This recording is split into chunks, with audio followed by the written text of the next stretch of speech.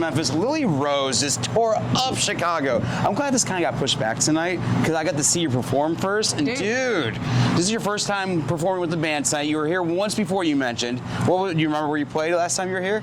Yeah, we were at the Elbow Room, which I heard went RIP during COVID, which I hate to hear. Good clubs, it's sad that they went under. But yeah, the last time I was in Chicago playing music, I played for a room of 0 people. It has to start somewhere, though, man. It has to start Your somewhere. story starts outside Atlanta, Georgia. You songwriting early, but what I focused on when I was kind of researching for tonight, 9 years old, you saw The Boss. Is this right, man. dude? Tell me a little bit about this concert. Dude, I tell parents all the time when I see them bring their kids here that are like 8, 9, 10 years old. I say, hey, my parents brought me to Bruce Springsteen at 9 years old. I've now seen The Boss 12 times. We took our 5 and 7 year olds to see Eric Church Friday night. So I mean, the Chief and the Boss. It's better than that. But I attribute a lot of my love of live music and the energy and who I am as a performer to that man. And it's remarkable what he does. 3 hours, 4 hours. I got to see Springsteen on Broadway too, so it was just him for 2 hours telling stories. I bet you that's cool, man. I got to take my dad to do that after he's taken me to see Bruce 11 times. So it was nice. My dad and I had that with like Aerosmith, man, back in the day. We'd go see Aerosmith all the time, so I love that. Come on, so you get it. So you have a cutout on Ernest's new album. Yeah. You love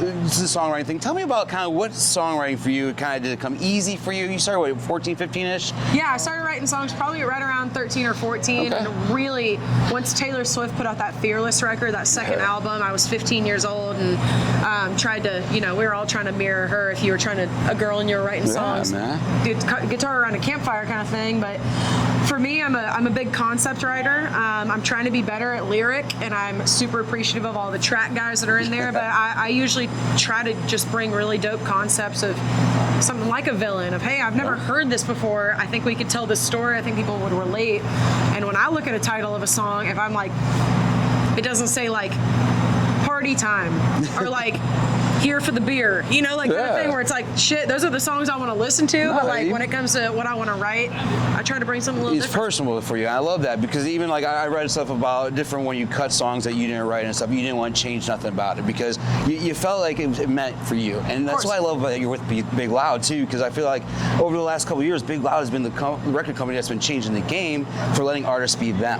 And that's why I love when I saw that you guys came together, you get to be yourself and bring that to the table because that's what we want. That's what country music is. Dude, I mean, you are not lying. It's when I moved to town in 2017, Big Loud was just getting its feet off the ground with just this one dude named Chris Lane. I don't know if y'all have ever heard of him. Just kidding. We're on 39 dates opening for him, and I'm super humbled. But I remember just like really getting into the groove, starting to co-write for the first time, knowing what I wanted to sound like with country music, and seeing what they were doing with Ernest, Hurdy, and Morgan specifically, of letting them grow their hair out and have mullets, wear earrings, look however the hell they wanted to as long as the music held up.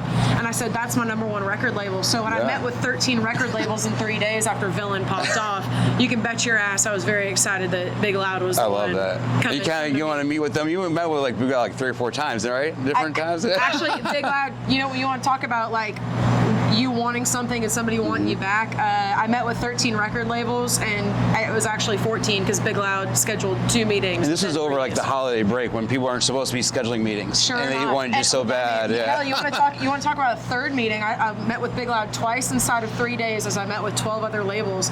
And then on Christmas Eve, they had brought Republic Records into the mix.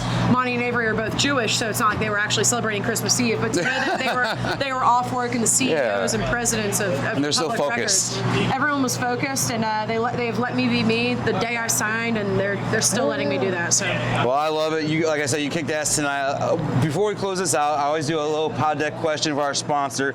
Tonight we're going to say, when was the last time that you completely lost it? So either in a good way, bad way, but when was the last time you just kind of just lost it?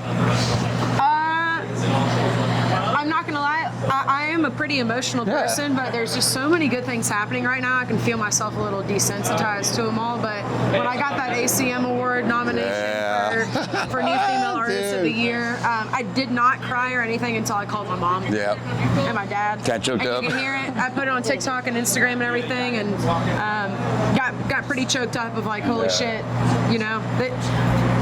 boys drove to every city they could to make sure I wasn't playing for nobody the way I did in Chicago, and they just couldn't make it that far up. But they've been here with me for every step of the way. It's a good story from going from when I think I read that you had $160 in your bank account, a $130 battery. The next thing you know, you're up for new artist of the year or new female artist of the year. Yeah, man. I mean, well, within 24 hours, Villain went viral. Exactly. So it's anything can happen. It's all about taking opportunities that are right in front of you. Work pays Sometimes off. it's just a free app that you can download and put your shit up. You never know, but that's why I love it. Everybody thinks this whole thing 2020 was a bad thing, but I think it was really good for social media and for you and for other people that just came out and exploded onto the scene. So Lily, thank you for spending time with us tonight. Thank you. I appreciate Seriously, it. So good to see you. This is just rock tonight, dude. I love it.